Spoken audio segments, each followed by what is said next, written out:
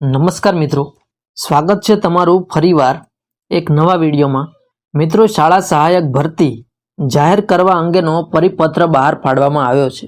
તો ચાલો જોઈએ આ વિડીયોમાં કે શું છે લાયકાત અને પગાર ધોરણ, ત્યારબાદ શું કામકાજ રહેશે વગેરે બાબતોને આપણે જોઈએ।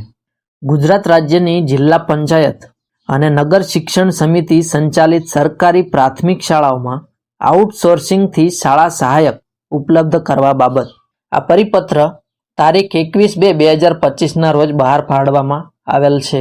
ગુજરાત સરકાર દ્વારા રાજ્યની પ્રાથમિક શાળાઓમાં શૈક્ષણિક ગુણવત્તામાં વધારો કરવા માટે અનેક પ્રયાસો કરવામાં આવેલ છે, જે અંતર્ગત સરકારી પ્રાથમિક શાળાઓમાં સ્માર્ટ ક્લાસરૂમ અને કોમ્પ્યુટર લેબ સહિત અનેક સુવિધાઓ પણ આપવામાં આવેલ છે।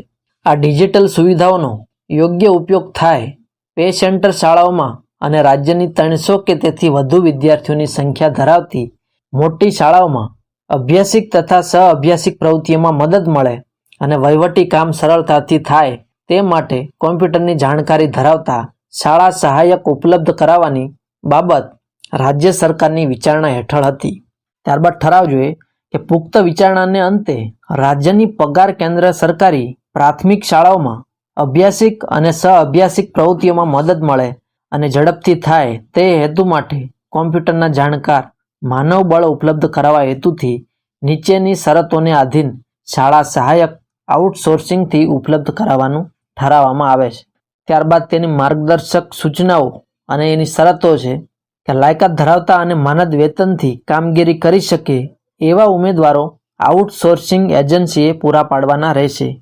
નિયામકશ્રી પ્રાથમિક શિક્ષણ દ્વારા ઝોન વાઇઝ કે જિલ્લા વાઇઝ એજન્સી નક્કી કરવાની કાર્યપદ્ધતિ અંગે સૂચના આપવાની રહેશે।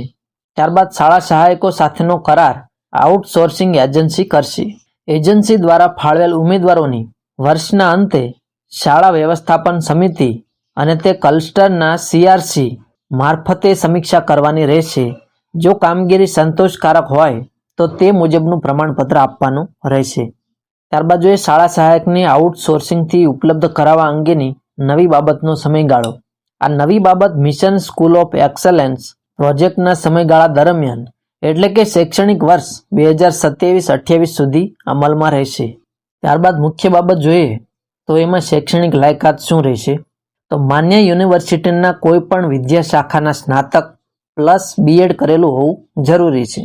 વય મર્યાદામાં જોઈએ તો એજન્સી દ્વારા પસંદ થનાર ઉમેદવારોની વય મર્યાદા 38 વર્ષથી વધુ ન હોવી જોઈએ। પસંદગીની પ્રક્રિયા તો ક્રમ 1 મુજબની લાયકાત ધરાવતા ઉમેદવારોમાંથી આઉટસોર્સ એજન્સી દ્વારા આપેલી યાદી મુજબ માસિક મહેનતાણું તો ₹21,000 આપવામાં આવશે। સમયગાળો શાળા સહાયકોની કામગીરી 11 માર્ચની રહેશે। વેકેશન સિવાય 11 માર્ચનો સમય પૂરો થતાં તેઓ છૂટા થયેલા ગણાશે। શાળા સહાયક સાથે કરાર શાળા સહાયક સાથે માન્ય આઉટસોર્સ એજન્સીએ કરાર કરવાનો રહેશે।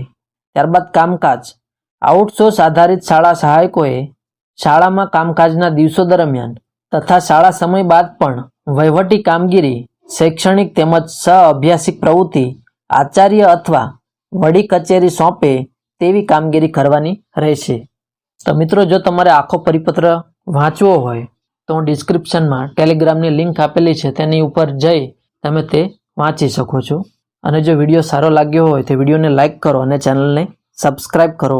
ધન્યવાદ।